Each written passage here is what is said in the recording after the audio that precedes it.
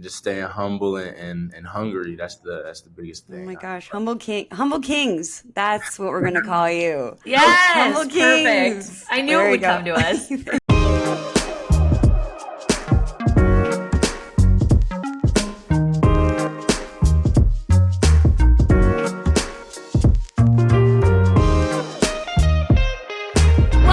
Another iteration of Pac in Action. Yes, they are still letting us do this for some reason, even after those 2 rough football losses. Yowza.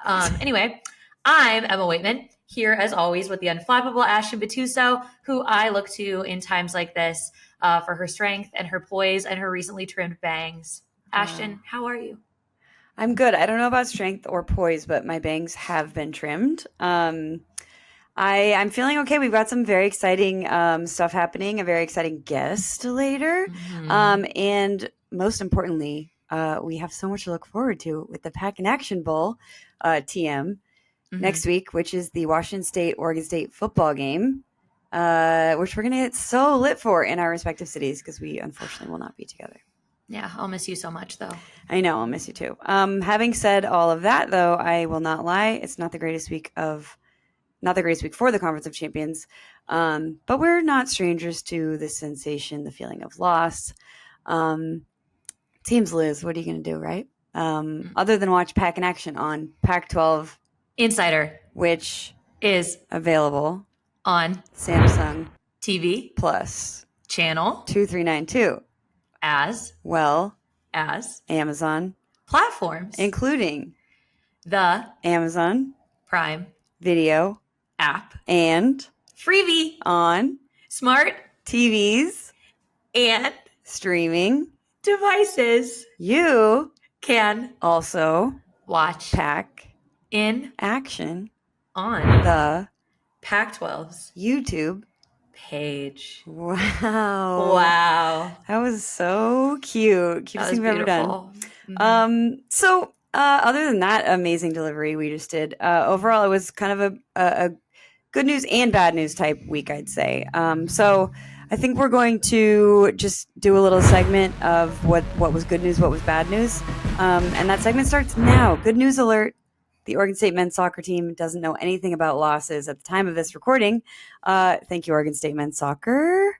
Yeah, you're our favorite child. Yep, our favorite and only child will be hosting Gardner-Webb in the first round of the NCAA tournament, mere hours after the time of this recording.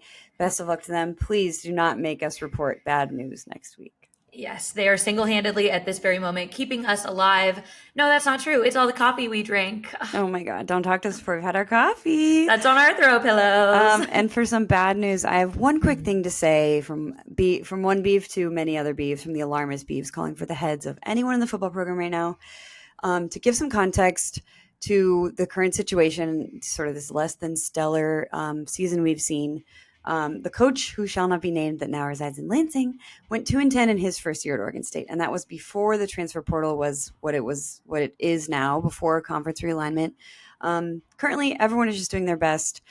Injuries, transfers, coaching departures considered. So my message to fans is, you guys sound crazy right now, and this is just being bad news. You're being bad news Beavs right now in a bad way. You sound crazy. Stop being crazy. Yeah. And the good news is that is the only comment that we are going to make right now about any coaches or crazy things that people have said or done, or mostly said, until the marriage counselor that I got for Ashtyn and I arrives. So more on that later. Because Emma and I are buddies, actually.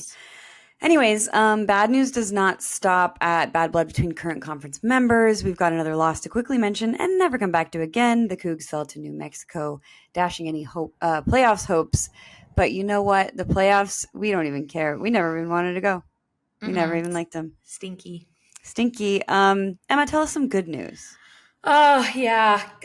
Good news. We are recording this immediately after a great Washington State Cougars men basketball victory over Northern Colorado.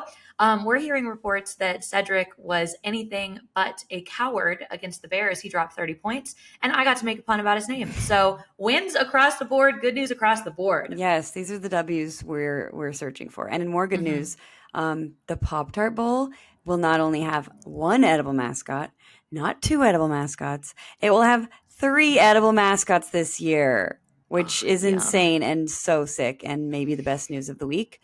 Mm-hmm. We are really hoping, we don't really know how it shakes out yet. So confused about which bowls are playoff games, but please let's just put the Cougs in the Pop-Tarts Bowl, please. We'll do anything. I think bowling for vibes, you know? Yeah.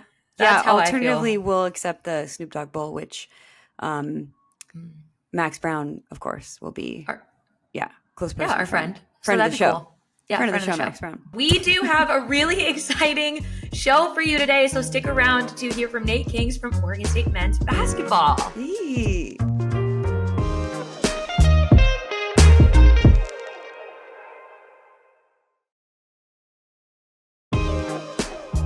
Welcome back. We're so excited to be talking ball with Oregon State men's hoops standout guard and leading scorer, Nate Kingz. Welcome to Pack in Action, Nate. Thanks for coming.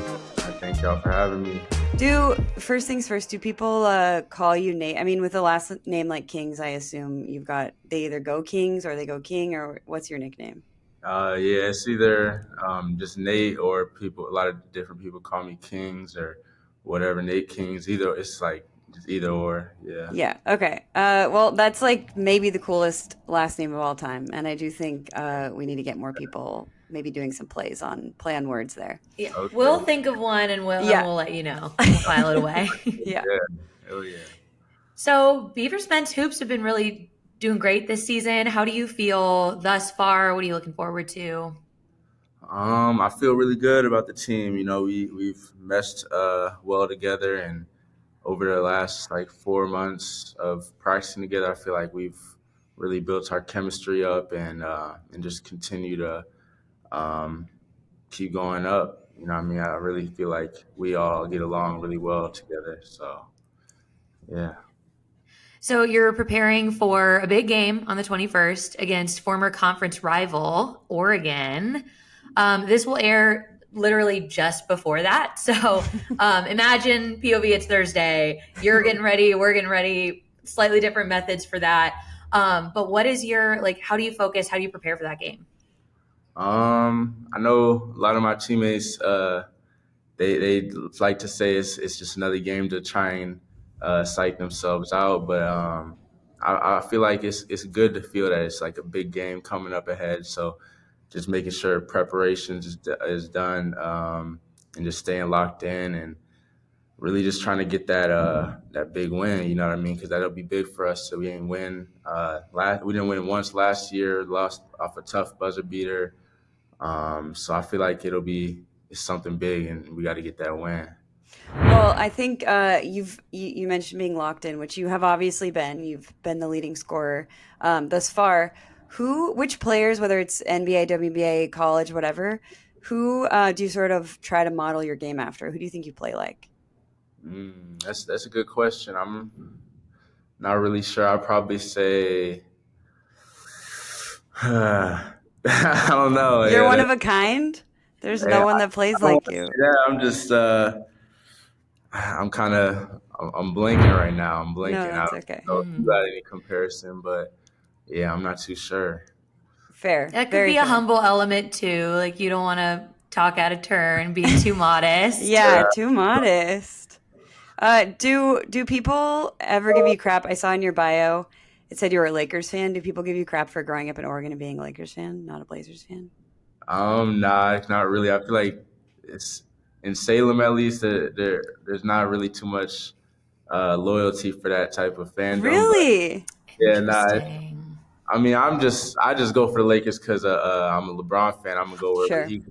I had it written if it was because of LeBron. Yeah, nah, I grew up watching LeBron, and he really role modeled me. So I just follow LeBron. Yeah. Okay. Fair. Maybe that's your player comp, the GOAT. That's exactly who you play like. We're shifting gears a little. Obviously, this team is so diverse from all different countries. Have you been picking up any languages from any of your teammates? I haven't really tried to pick up on their languages. I mean, they are really good English speakers. So you haven't been Duolingoing in your free time?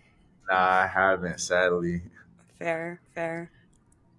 So you kind of alluded earlier that the team chemistry was really off the charts. Is there anything specific that you guys do to really form that, or has it just kind of been luck, like you just really meshing with the guys? Yeah, I think just really through practices, teammates holding each other accountable, and always our coach makes an emphasis on huddling up after like dead ball situations, free throw situations, and I think that really it's a small detail, but it really in the grand scheme of things, it brings us closer together. So yeah, and then just hanging out outside of practice and eating at lunch, all the little things, it really do make a difference in that chemistry, I feel like. In that same vein, who, whether it's a player, probably, I guess we'll go player, who's sort of the mental leader, who kind of is there if the team needs a vibe shift, sort of an attitude shift, who helps keep each of your minds right? Is there someone specifically you guys look to for that leadership? Yeah, definitely. Our leaders is definitely Mike and Polo or DeMarco Polo. They really bring us together, and especially Mike. Through my injury last year, he really kept close with me and was just motivating me and always telling me just keep shooting. Like even when I'm having rough days, he'll really lead me and all of that stuff. So I really appreciate him for that for sure. I'm glad you mentioned DeMarco Polo because we have not talked about that nickname yet.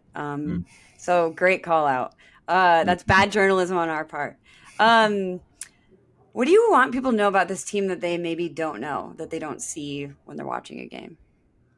I'd probably say they my teammates is all they's all funny people in their own ways. That's what I would say. Are any of them do any of them dabble in TikToks or anything that where we could find some proof of that? I think JQ probably Cool. or Jaquavius, yeah, he definitely do that type of stuff. Okay, cool. Is he like the funniest? Who's the funniest? The funniest, I'd probably say Johan Munch. I'd probably say he's the funniest. Or no, actually I'd probably say DC. I'd probably Okay. say Cool. Hell yeah. I like want to witness this because it just seems so cute. Like you guys are all just having a great time. You're also like in that same vein, I think the expectations for the team this year, it was just sort of up in the air. Like we weren't sure. And it seems like not only are you firing in terms of chemistry and in terms of hanging out and laughing and all that stuff, and even just having your minds right, but also maybe exceeding expectations to some extent. Would you agree that that's true? Do you feel like you're exceeding those expectations? It's hard to say right now, especially this early on in the season. It's a long season, so I don't want to give us too much credit in that regard. So just staying humble and hungry. That's the biggest thing. Oh my gosh, humble kings. That's what we're gonna call you. Yes, Humble Kings. perfect. I knew it would come to us. That was quick for sure. That's Okay. action for you. Yeah. Well, we are so grateful. This was so fun. I'm sure we'll have several more of your teammates on as the season goes, and we'll be watching. We'll be cheering in front of our TVs all the way here from New York, up there from Seattle. Thanks for hanging out. Yeah, appreciate y'all. Appreciate y'all having me. It was fun. Go Beavs. Thanks, Nate. Go Beavs.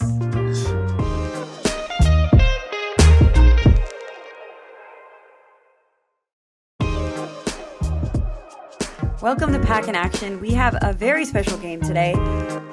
It's called Guess That Person That Went to This School. Yay! Emma, aren't we so excited? I'm so excited. So basically when you have a guest scheduled to interview and that person has to cancel last minute, you're like, what should we do? We have to have a show done today. And the answer is this fun game. Yeah. Yay! So play along with us as we guess these famous alumni from Washington State first. I'm going to give Emma some clues. She's going to guess see if she can guess who they are, and then vice versa.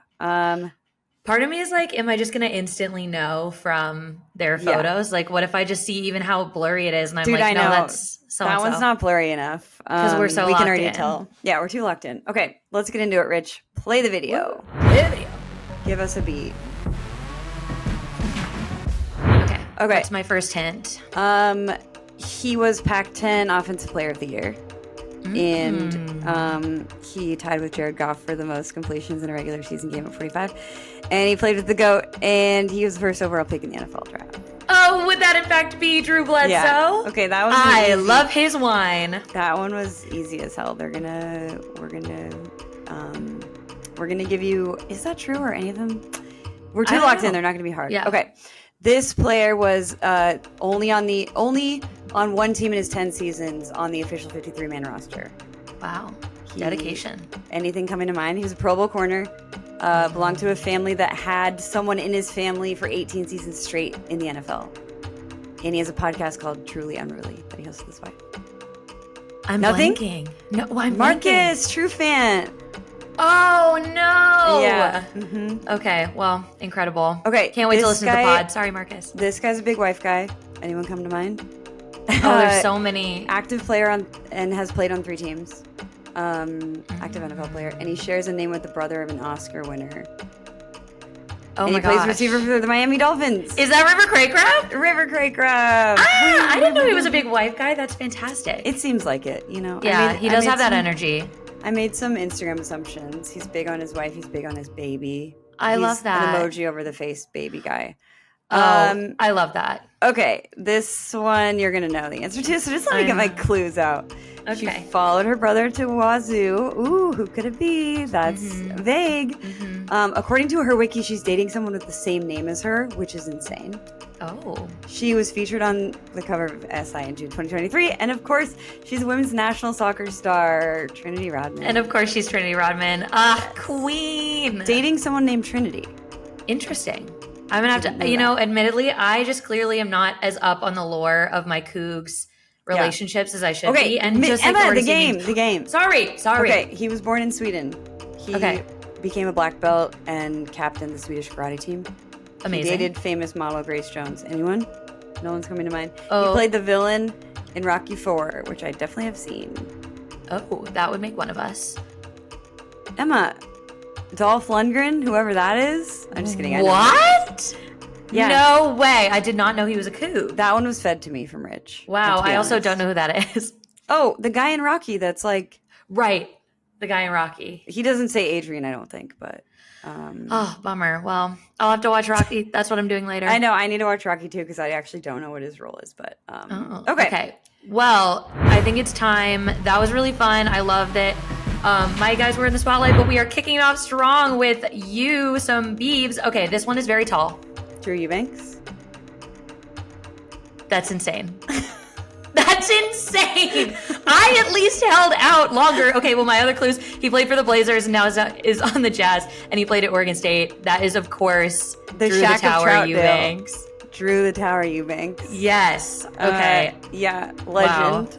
Wow. One of my other hints was I was going to be like, he was our former friend of ours because he was a Blazer. But oh, sure. I was like, whoa, you're friends with Drew. Yeah. No, I wish. That'd be so fun.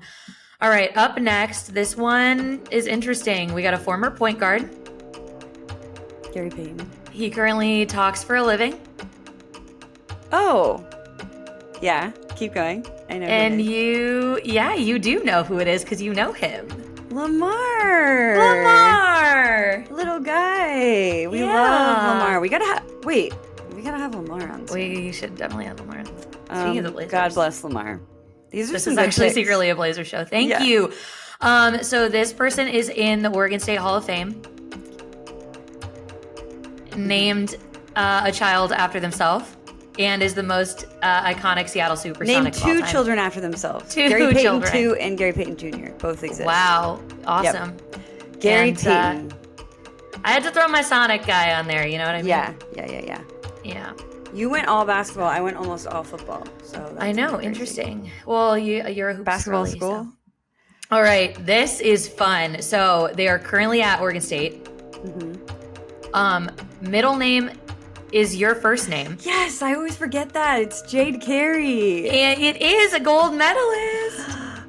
What a queen. I always forget her middle name's Ashtyn. Thank you for including that. That's really important to me and our viewers, I think, for sure. I agree. And I just think that, that's just great. Yeah, that's just good. Bleep that out, please. Absolutely. Oh. So this is really, I'm excited about this one. So born in Portland. Linus Pauling. Oh my gosh, Ashtyn!